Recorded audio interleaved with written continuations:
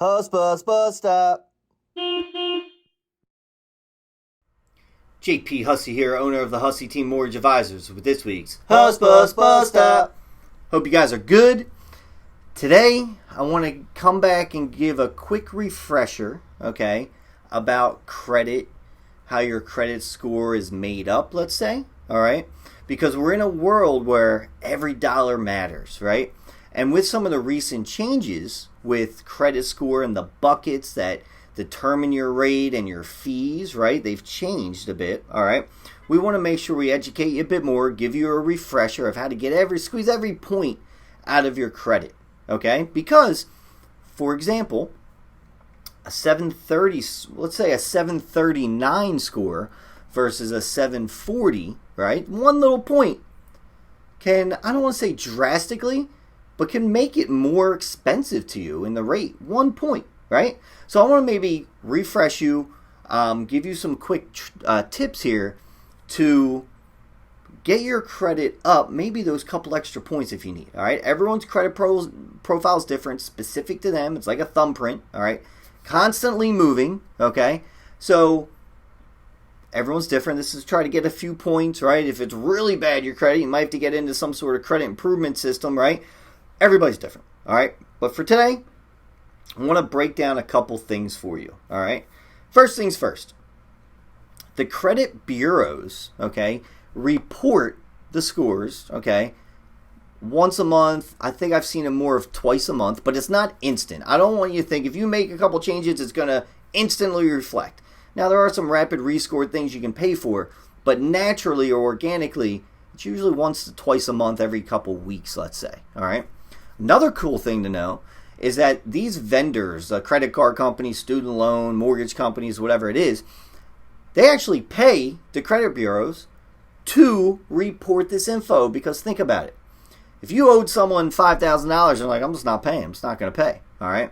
That person might go out and ruin your reputation, let's say, right? There's some negative things that happen by not paying back things that you were granted, right? So it's kind of like credit, right? If you're not paying your mortgage, the mortgage company is going to pay, right, or let's say a credit card, you don't pay a credit card, they're going to pay the credit bureaus to show it negatively to impact your credit score to kind of force you to go pay them back so you get higher credit so you can be granted other credit, okay? So I think some people think about what credit is, and it's actually something that someone's giving you in the hopes that you're paying it back. So this credit score is very, very big. Whether you agree with it or not, all right, it's big, and you got to know how to work this system, okay? Next thing, charge-offs, collections, obviously they're not good at all, and you almost want to be careful paying one of them. I understand things happen, right? Paying one of those, because a paid collection could actually hurt you in the short term and it takes some more time to get it going. Sometimes you don't need to pay them, all right? All depending, everybody's different. But you still don't want a collection or a charge-off.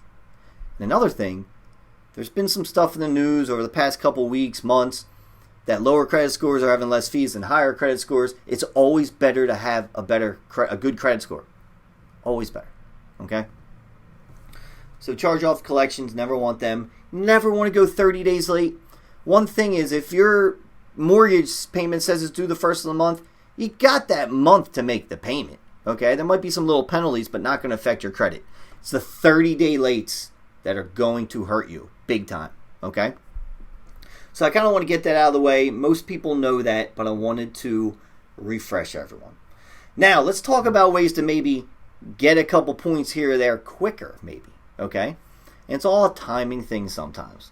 So let's really talk about credit utilization and the buckets. So we're going to focus here on credit cards for a minute, all right? The first thing, all right? Let's say you have a $1,000 credit card, okay? Sometimes they let you go over that limit. And if you do, that's going to have a pretty big effect on your credit score. So let's say you have a $1,000 limit, but you charge something and it goes up to $1,100. You're over the limit. That's a pretty big impact to your credit score. So if that occurs, first thing you want to do is get it below that limit, all right? Do that right away, because that should help you out a bit, okay? Right below that limit. And we get it. A lot of people are struggling. They need this. They're at the top of their limit. Totally get it. This is more for informational purposes to maybe get a couple quick things if that presents itself. If you're above the limit on a credit card, get it below right away. All right, that should help you. All right, that's that first little bucket.